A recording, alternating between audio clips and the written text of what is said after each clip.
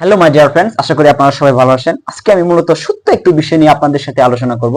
সেটি হচ্ছে সেতলার। সেতলার আমরা কাদেরকে বলছি, কেন সেতলার বলছি, এই বিষয় নিয়ে সত্য একটি ধারণা আপনাদের সাথে শেয়ার করব। আশা করি আপনারা শেষ পর্যন্ত সাথেই থাকবেন। ফার্স্টলি আছে, বর্তমানে বাংলাদেশে একটি প্রশ্ন খুব ঘুরপাক খাচ্ছে। তিন পার্বত্য জেলায় বসবাসরত বাঙালিদের আমরা কেন সেতলার বলি, এই বিষয়ে সত্য একটি ধারণা দিই। ফার্স্টলি হচ্ছে, তিন পার্বত্য জেলায় পাহাড়িদের পাশাপাশি দুই ধরনের বাঙালি কিন্তু বসবাস করে আছে। এক, স্থায়ী বাঙালি, দুই, অস্থায়ী বাঙালি। এখন স্থায়ী বাঙালি আমরা কাদেরকে বলছি? যারা হচ্ছে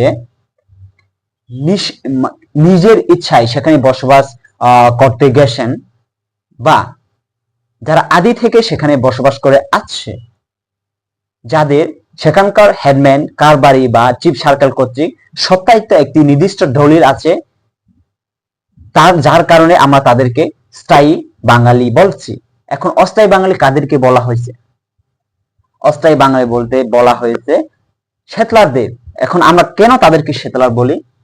রাষ্ট্রীয় পৃষ্ঠপোষকতায় তাদেরকে সমতল থেকে কিন্তু পাহাড়ে নেওয়া হয়েছে। এখন এরকম যদি এক জায়গা থেকে অন্য জায়গায় স্থানান্তরিত করা হয়, তাও সরকারের পৃষ্ঠপোষকতায়, তাহলে আমরা জানি তাদেরকে সেতলার বলি।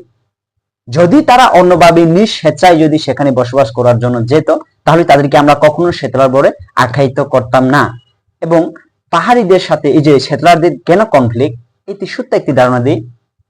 যখন তাদেরকে সমতল থেকে পাহাড়ে নেওয়া হলো, সেখানে কিন্তু পাহাড়িদের বিভিন্ন জায়গা দখল করে সেখানে তাদেরকে সেটেলমেন্ট করা হয়েছে, যার কারণে বর্তমানে এই ধরনের কনফ্লিক্টটা সৃষ্টি হচ্ছে, বড় বড় ধরনের হামলা বা সাম্প্রদায়িক দাঙ্গা হচ্ছে।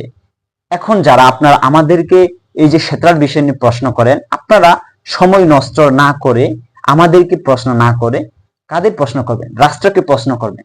রাষ্ট্রকে প্রশ্ন করলে আপনারা এই বিষয়ে সুস্পষ্ট ধারণা পাবেন তাদেরকে আমরা কেন সেতলার বলে, এবং কোন কারণে তাদেরকে সেখানে স্থানান্তরিত করা হয়েছে, এই বিষয়ে স্পষ্ট ধারণা পাবেন। আরেকটি বিষয় বলে রাখি যে সেস্ট্রি রেগুলেশন রয়েছে। তিন পার্বত্য জেলায় বসবাস করতে হলে কিন্তু সেস্ট্রি রেগুলেশন অনুযায়ী আপনাকে সেখানে বসবাস করতে হবে। সেটি হচ্ছে চিফ সার্কেল অথবা যে রাজা রয়েছে, হেডম্যান বা কারবারি, তাদের কর্তৃক আপনাকে স্থায়ী একটি জায়গার দলিল থাকতে হবে, যে দলিল মাধ্যমে আপনি সেখানে স্থায়ীভাবে বসবাস করতে পারবেন। এখন যারা সমতল থেকে সেখানে সেটেলমেন্ট হয়েছে, তাদের কিন্তু এই দলিলটা নেই, যার কারণে আমরা তাদেরকে অস্থায়ী বলছি, যার কারণে তাদেরকে আমরা সেতলার বলে আখ্যায়িত করছি। আশা করি বিষয়টা বুঝতে পারছেন। সবাইকে ধন্যবাদ।